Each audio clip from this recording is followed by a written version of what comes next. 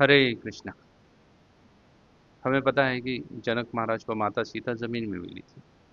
जमीन से उन्होंने उनको प्रकट करवाया था, लेकिन वहां पे कहाँ से आई? तो एक घटना घटी हुई थी। एक पद्मनाभ करके राजा हुआ करते थे। उस राजा की इच्छा थी माता लक्ष्मी को पुत्री रूप में प्राप्त करने की। पद्मनाभ ने पुत्री रूप में प्राप्त करने के लिए लक्ष्मी की तपस्या की। लक्ष्मी प्रकट हुई, लेकिन बोली विष्णु की आपको क्या करनी लगी? अनुमति लगेगी। फिर उन्होंने भगवान विष्णु की तपस्या की। भगवान विष्णु ने उनको एक फल दे दिया प्रकट होकर। उस फल को उन्होंने तोड़ा तो उसमें एक कन्या थी। उस कन्या को उन्होंने अपनी पुत्री के रूप में बड़ा करने लगे उसको अपनी पुत्री के रूप में। वो धीरे धीरे बढ़ती गई। बहुत सुंदर थी, इसलिए सब जगह उसका जो महती है, ख्याति है, सौंदर्य का वर्णन सब जगह फैल गया। तो राजा पद्मनाभ की वो कन्या थी, इसलिए उसको पद्या या पद्मजा कहने लगे।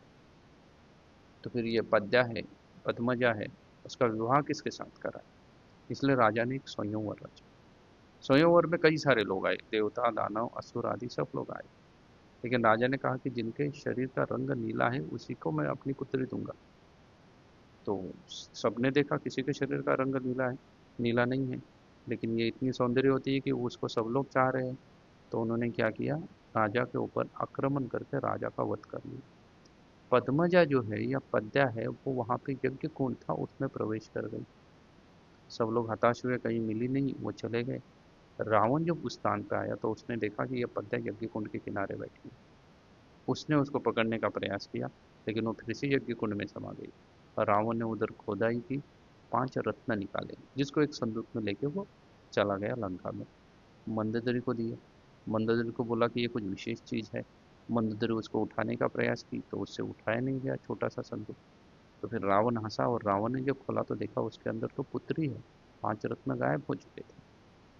और पुत्री को देख के रावण ने पूरा जो घटना है वो घटनाक्रम सुनाया मंदोदरी को। मंदोदरी बोली, इसने अपने पिता का पूरा नगर नष्ट किया है, तो ये लंका को भी नष्ट करेगी, इसको यहाँ मत रखो, इसको कहीं दूर लेके जाओ।